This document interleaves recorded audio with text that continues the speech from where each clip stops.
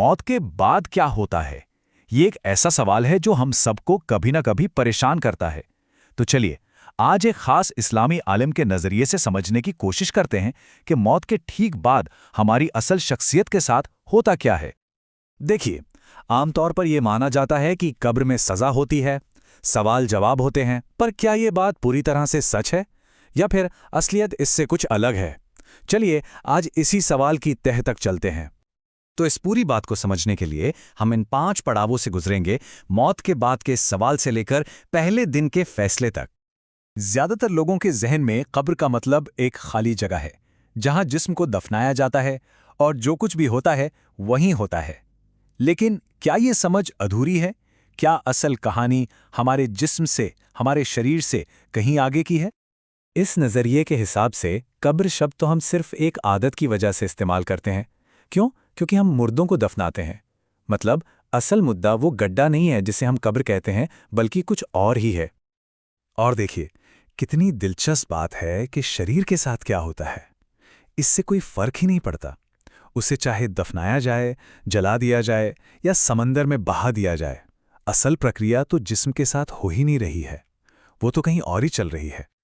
और बस यहीं पर हम इस नज़रिए के सबसे ज़रूरी, सबसे अहम हिस्से पर पहुंचते हैं, जिस्म और असल शख्सियत के बीच का फ़र्क।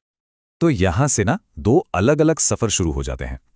एक तरफ है हमारा जिस्म, यानी हमारा भौतिक शरीर, जो यहीं इसी दुनिया में रह जाता है, और दूसरी तरफ है हमारी असल शख्सियत, हमारी रूह, हमारी चेतना, जिसे फरिश्ते हिफाजत से अगली दुनिया के लिए ले जाते हैं। तो सवाल ये उठता है कि ये असल शख्सियत आखिर है क्या?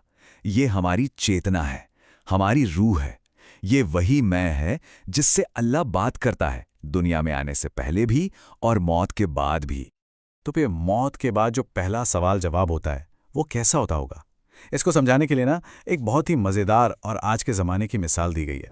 पर उस मिसाल पर जाने से पहले एक बात बिल्कुल साफ समझनी ज़रूरी है। ये जो पहली पूछताछ होती है ना, ये कोई सज़ा या तकलीफ देने वाला प्रोसेस नहीं है, जैसा कि हम में से कई लोग सोचते हैं। इसे ना एक इमिग्रेशन इंटरव्यू की तरह समझिए। जैसे जब हम किसी दूसरे देश में जाते हैं तो अधिकारी कुछ ज़रूरी सवाल पूछते हैं, है ना, कि भाई आप कौन हैं, कहाँ से आए हैं, वो आपके पेपर चेक करते हैं। ये बस एक फॉर्मल प्रोसेस है, कोई दर्दनाक पूछताछ नहीं। तो इस इंटरव्यू का मकसद सिर्फ इतना सा है कि ये तय हो सके कि कयामत के दिन तक, यानी फाइनल जजमेंट के दिन तक, उस रूह को कहाँ रखा जाएगा। ये आखिरी फैसला बिल्कुल नहीं है, ये बस एक शुरुआती छटाई है। तो इस शुरुआती छटाई, इस सॉर्टिंग के बाद क्या होता है? इसके आधार पर रूहों को फौरन उसी वक्त 3 अलग-अलग ग्रुप्स में बांट दिया जाता है।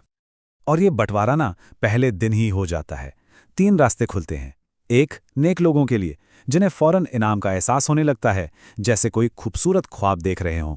दूसरा, विद्रोही लोगों के लिए, जिन्हें फौरन सज़ा का एहसास होना शुरू हो जाता है। और तीसरा, हम जैसे ज़्यादातर लोगों के लिए, जिनके कर्म मिले जुले हैं, उन्हें क़यामत के दिन तक के लिए एक तरह से सुला दिया जाता है। और दूसरी कैटेगरी, यानी विद्रोही रूहों का एक बहुत बड़ा उदाहरण फ़िरौन का दिया जाता है। कहते हैं कि उसे और उसके साथियों को मौत के बाद से ही सुबह और शाम उनकी आखिरी सज़ा की झलक दिखाई जा रही है, और ये सिलसिला आज तक जारी है। तो घूम फिरकर हम वापस उसी सवाल पर आ गए जहां से हमने शुरू किया था। तो असली कब्र क्या है?